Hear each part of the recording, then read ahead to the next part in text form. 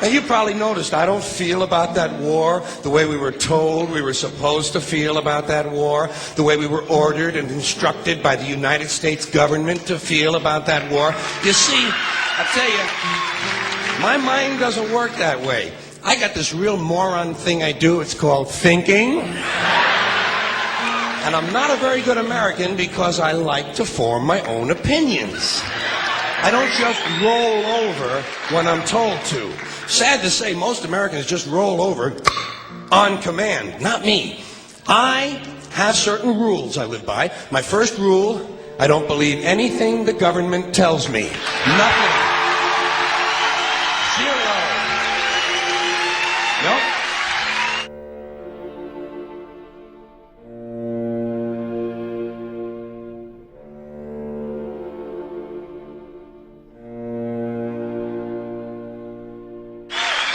And I don't take very seriously the media or the press in this country, who in the case of the Persian Gulf War were nothing more than unpaid employees of the Department of Defense, and who most of the time function as kind of an unofficial public relations agency for the United States government.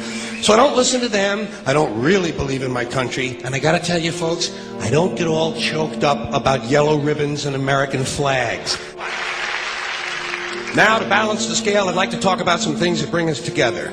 Things that point out our similarities instead of our differences. Because that's all you ever hear about in this country is our differences. That's all the media and the politicians are ever talking about, the things that separate us, things that make us different from one another. That's the way the ruling class operates in any society. They try to divide the rest of the people. They keep the lower and the middle classes fighting with each other so that they, the rich, can run off with all the fucking money. Fairly simple thing, happens to work. You know, anything different, that's what they're going to talk about. Race, religion, ethnic and national background, jobs, income, education, social status, sexuality, anything you can do, keep us fighting with each other so that they can keep going to the bank. You know how I describe the economic and social classes in this country? The upper class keeps all of the money, pays none of the taxes. The middle class pays all of the taxes, does all of the work. The poor are there just to scare the shit out of the middle class. Keep them showing up at those jobs. Politicians know that word. They use it on you. Politicians have traditionally hidden behind three things: the flag, the Bible, and children. No child left behind. No child left behind. Oh, really? Well, it wasn't long ago you were talking about giving kids a head start. Head start, left behind? Someone's losing fucking ground here. But there's a reason. There's a reason. There's a reason for this. There's a reason education sucks, and it's the same reason that it will never, ever, ever be fixed. It's never going to get any better. Don't look for it. Be happy with what you got. Because the owners of this country don't want that. I'm talking about the real owners now. The big, the wealthy, the real owners, the big wealthy business interests that control things and make all the important decisions. Forget the politicians. They're irrelevant. The politicians are put there to give you the idea that you have freedom of choice. You don't. You have no choice. You have owners. They own you. They own everything. They own all the important land. They own and control the corporations. They've long since bought and paid for the Senate, the Congress, the state houses, the city halls. They got the judges in their back pockets, and they own all the big media news, all the big media companies. So they control just about all of the news and information you get to hear. They got you by the balls. They spend billions of dollars every year lobbying to get what they want. Well, we know what they want. They want more for themselves and less for everybody else. But I'll tell you what they don't want.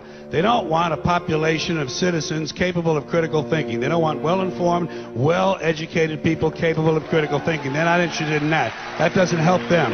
That's against their interest. That's right. You know something? They don't want people who are smart enough to sit around the kitchen table and figure out how badly they're getting fucked by a system that threw them overboard 30 fucking years ago. They don't want that. You know what they want? They want obedient workers. Obedient workers. People who are just smart enough to run the machines and do the paperwork, and just dumb enough to passively accept all these increasingly shittier jobs with the lower pay, the longer hours, the reduced benefits, the end of overtime, and the vanishing pension that disappears the minute you go to collect it. And now they're coming for your Social Security money. They want your fucking retirement money. They want it back. so they can give it to their criminal friends on Wall Street. And you know something? They'll get it. They'll get it all from you sooner or later, because they own this fucking place. It's a big club, and you ain't in it. You and I are not in the big club.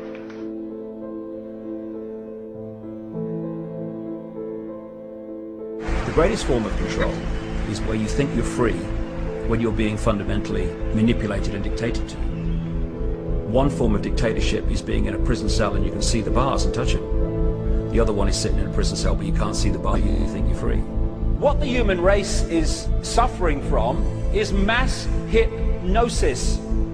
We are being hypnotized by people like this. Newsreaders, politicians, teachers, lecturers.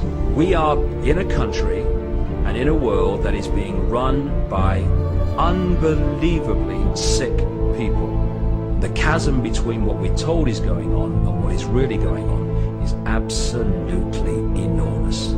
The greatest hypnotist on planet Earth is a oblong box in the corner of the room. It is constantly telling us what to believe is real. Historically, the control and manipulation of political opinion has been the Freemasons' main weapon in gaining control of countries and states. Once in control of the rulers and politicians of a country, laws and political structures could be changed in accordance with their agenda. However, since restricting the body does not necessarily mean restricting the mind, the Freemason recognizes that their plan for a global government hinges completely on subduing the masses to their agenda, and thus eliminating opposition to their cause. And the greatest threat to their plan, posing more danger than any army or law, is the threat of a free-thinking mind. In order to eliminate this threat and to achieve their objective, the Masons have set about the boldest plan ever devised: the complete control of every aspect of human life, your life. And the weapons they are using against you are in your very homes, entertaining you and your children, and gradually indoctrinating you without you even realizing.